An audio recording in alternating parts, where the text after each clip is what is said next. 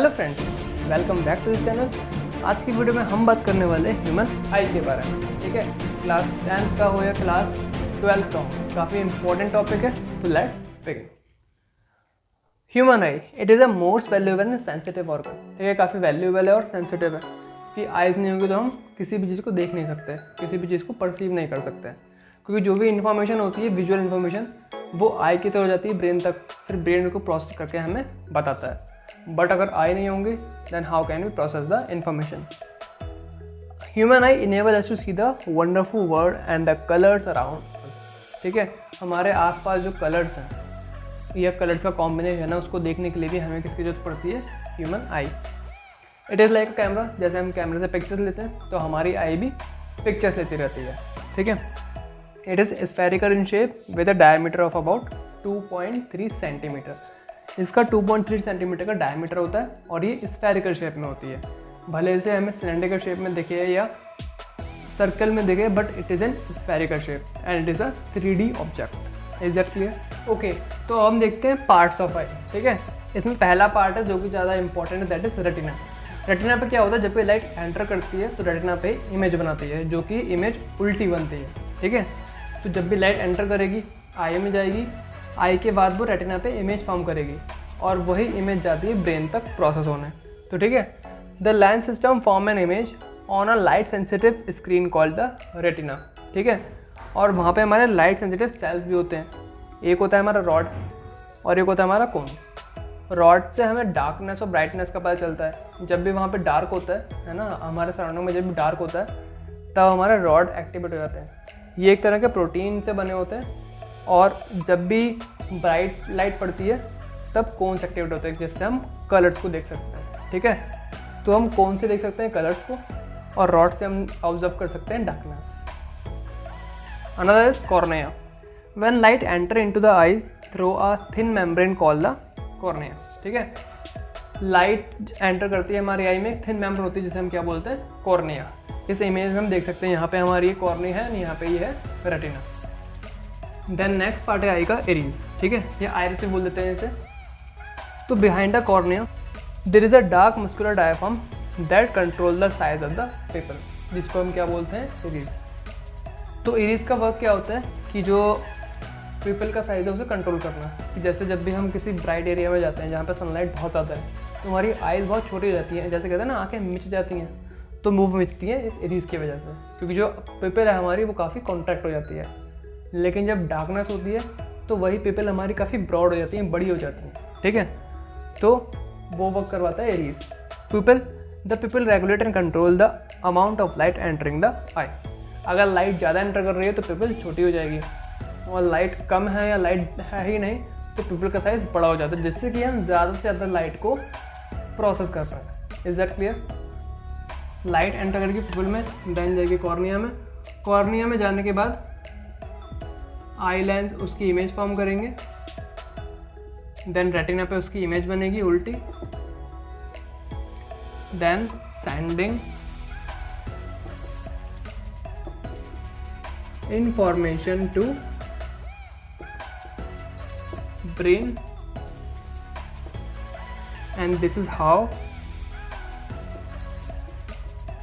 We see the world.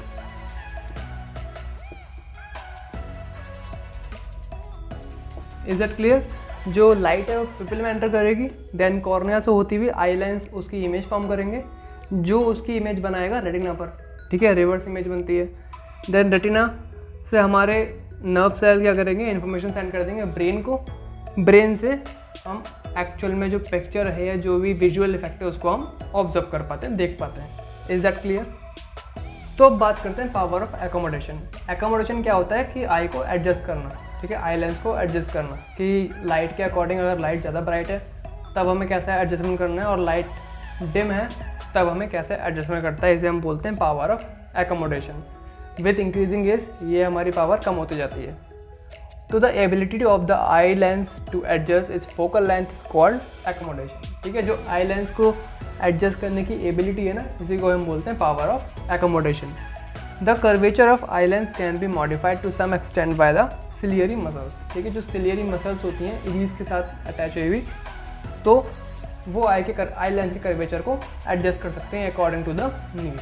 उसे ही हम क्या बोलते हैं, power of accommodation of the I. Is that clear? Okay, तो अब देखते हैं near point of the I. Near point का मतलब है कि हम कितना डिस्टेंस देख सकते हैं एक बार में, ठीक है। जो हमारी नॉर्मल आइज है उससे हम कितना डिस्टेंस कवर कर सकते हैं। तो the minimum distance at which object can be seen most distinctly without strain. मतलब जैसे मान लो ये ऑब्जेक्ट है, इसको मैं यहाँ से भी देख सकता हूँ, लेकिन मेरी आइज़ पे काफ़ी स्ट्रेन होगा इसे देखने के लिए। बट इसको अगर मैं एक पर्टिकुलर डिस्टेंस पे रखूँगा तो मेरी आई को स्ट्रेन नहीं होगा। बस हमको वो डिस्टेंस ही मेज़र करना है, कितना डिस्टेंस है। So the minimum distance at which object can be seen most distinctly without strain is called the near point of the eye. It is also known as the least distance of distinct vision. And for young adult ये होता है हमारा 25 centimetre. इसलिए जब भी आप पढ़ाई करते होंगे, किताबों को ऐसे घुस के पढ़ते होंगे या फ़ोन को बहुत घुस चलाते होंगे, तो आपके पेरेंट्स डांटते होंगे कि भाई ऐसे मत करो, आइज़ पे इफेक्ट पड़ेगा। तो वो सही कहते हैं, क्योंकि हमारी आइज़ पे क्या पड़ता है, स्ट्रेन डेवलप होता है, उसकी वजह से आइज़ हमारे सिर में भी दर्द हो सकता है, ठीक है। तो जो नॉर्मल डिस्टेंस है वो होता है 25 सेंटीमीटर का। अगर 25 सेंटीमीटर दूर पे कोई ऑब्जेक्ट है तब हमारी आइज़ पे कोई स्ट्रेन नहीं होने वाला। Is that clear? ओके, जैसे अभी आपने देखा नियर पॉइंट, अब हम बात करते हैं far point of the eye, कि हम कितनी दूर तक देख सकते हैं। तो the farthest point up to which the eye can see object is called the far point of the eye, ठीक है। और ये हर किसी के लिए अलग अलग हो सकता है। फॉर एग्जांपल, अगर मैं 3 किलोमीटर तक देख सकता हूँ, हो सकता है कोई 5 किलोमीटर का देख लेगा, हो सकता है कोई 1 किलोमीटर का देख लेगा, है ना। तो इसकी वैल्यू होती है इन्फिनिटी। ये कितना भी हम दूर देख सकते हैं, जैसे हम मून को भी देख सकते हैं, यहाँ से और मून का डिस्टेंस कितना ज़्यादा है ना। तो नॉर्मल आई के लिए होता है इन्फिनिटी, बट एक्चुअल में ये सबके लिए थोड़ा डिफरेंट होता है। तो अभी हमने बात करी आई की। आई के पार्ट में हमने देखे थे रेटिना, कॉर्निया, प्यूपिल, है ना। फिर हमने देखा नियर पॉइंट क्या होता है, पावर अकोमोडेशन देखा, and far point of the eye. अब हम बात करने वाले हैं डिफेक्ट्स ऑफ आई की। तो अब देखते हैं डिफेक्ट्स ऑफ विजन। तो पहला है हमारा मायोपिया, ठीक है। It is also known as near sightedness. अब इनके नाम में क्या है, जैसे इनका नाम होगा नियर साइटेडनेस, मतलब हम इसमें कहना ये चाह रहे हैं हम पास तक क्लियरली देख सकते हैं, बट दूर का हमें क्लियरली नहीं दिखेगा, ठीक है। दिखेगा बट काफ़ी ब्लर दिखता है और आई में काफ़ी स्ट्रेन होता है। तो a person with myopia can see nearly object clearly but can not see far object distinctly, ठीक है।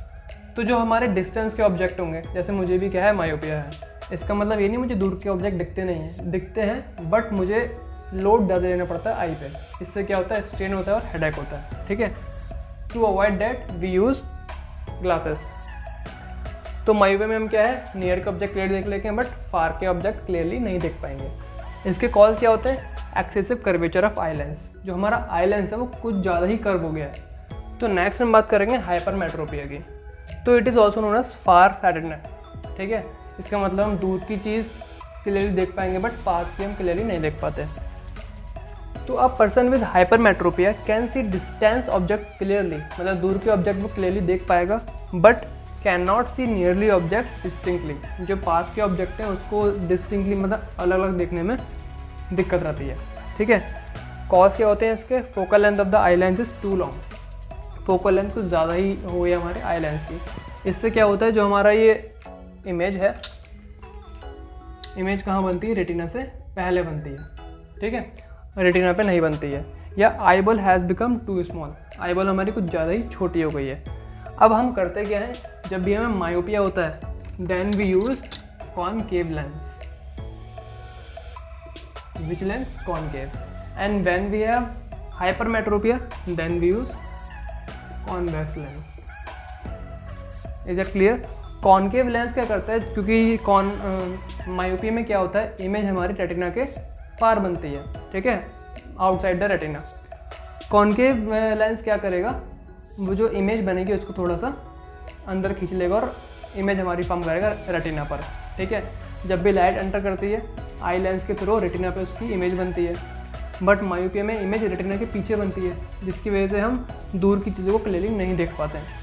तो कॉनकेव लेंस क्या करेगा, वो जो इमेज बनती है उसको डायरेक्ट करेगा रेटिना पर, जिससे कि हम क्लियरली देख पाएंगे। और जो हमारा हाइपरमेट्रोपिया होता है उसमें क्या होता है, रेटिना से पहले इमेज बन जाती है, पहले बनती है, तो कॉन्वेक्स लेंस क्या करता है, उसको रेटिना तक पहुंचा देता है, ठीक है। तो ये क्या हमारे मायोपिया एंड हाइपरमेट्रोपिया। नेक्स्ट हमारा है प्रेसबायोपिया। Let's see. तो अब हम बात करते हैं प्रेसबायोपिया के बारे में। प्रेसबायोपिया क्या है? With increasing age people find it difficult to see nearby object comfortably and distinctly without corrective eye glasses. This defect is called presbyopia. इसमें मेनली जब एज इंक्रीज होती है तो हमारा आई लेंस थोड़ा वीक हो जाता है, तो वो क्या होता है, एकोमोडेट नहीं हो पाता है, ठीक है। इसलिए हम नियर का ऑब्जेक्ट हो या दूर का ऑब्जेक्ट हो दोनों ही देखने में थोड़ी डिफिकल्टी होती है। तो लेकिन इसके कॉज क्या होते हैं? Due to weakening of ciliary muscles, है ना। जैसे सिलियरी मसल्स होते हैं ना, वो एकोमोडेट कराने में हेल्प करते हैं पीपल को, बट वही जब वीक हो जाएंगे तो वो क्या करेंगे, diminishing flexibility of the eye lens. Eye lens की जो फ्लेक्सिबिलिटी है वो काफ़ी कम हो जाएगी।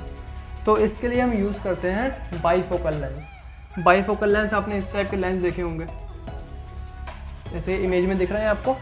तो यह नीचे की साइड होता है मेनली हमारा कॉन्वेक्स लेंस, पास की चीज़ें देखने के लिए, और ऊपर की साइड होता है हमारा कॉनकेव लेंस, ठीक है। Is that clear? तो अभी हमने डिफेक्ट पढ़े 3 कौन कौन से। मायोपिया, जहाँ पे हम दूर के ऑब्जेक्ट को क्लियरली नहीं देख पाते हैं, उसको हम क्या बोलते हैं, नियर साइडेडनेस, ठीक है। और उसके लिए हम लेंस कौन सा यूज़ करते हैं, कॉनकेव लेंस। देन हमारा था हाइपरमेट्रोपिया, इसको हम क्या बोलते हैं, फार साइडेडनेस, जिसमें हम दूर का तो क्लियरली देख पाते हैं बट नियर का हम क्लियरली नहीं देख पाते। इसके लिए हम क्या यूज़ करते हैं, कॉन्वेक्स लेंस। इसमें जो इमेज बनती है वो बनती है रेटिना से पहले, और मायोपिया में इमेज बनती है रेटिना के बाद। अब हमारा प्रेसबायोपिया में क्या है, जो हमारे सिलेरी मसल्स हैं वो काफ़ी वीक हो जाते हैं, जिसकी वजह से आई लेंस एडजस्ट नहीं कर पाता। इसमें हम कौन सा लेंस यूज़ करते हैं, बाईफोकल, ठीक है। ओके, तो अब हम बात करते हैं कैटरेक्ट की। तो कुछ लोगों में देखा होगा मोतियाबिंद हो जाता है, ठीक है, हिंदी में से बोलते हैं मोतियाबिंद। तो let's see what is this. Sometimes the crystalline lens of people at old age becomes milky and cloudy, ठीक है। मतलब ओल्ड एज में कुछ लोगों की जो आंखें हैं वो मिल्की और क्लाउडी सी हो जाती हैं। This condition is called cataract. This can cause partial और कंप्लीट लॉस ऑफ विजन, ठीक है। मतलब क्या होता है, आई डिफेक्ट होता है। जब एज हमारी बढ़ रही होती है तो आई सेल्स क्या होते हैं, वीक होना स्टार्ट होते हैं। एक तो होता है हमारा प्रेसबायोपिया, लेकिन उससे हम क्लियरली देख नहीं पाते हैं। बट अगर कैटरेक्ट हो गया और ये काफ़ी लंबे टाइम तक रहा आई में, then it can cause loss of vision, ठीक है। इसमें ऐसा नहीं है कि आई साइड वीक हो जाएगी तो हम चश्मा ला के ठीक कर लेंगे। It can cause loss of vision. So this is for today. Be connected for the next part. जय हिंद।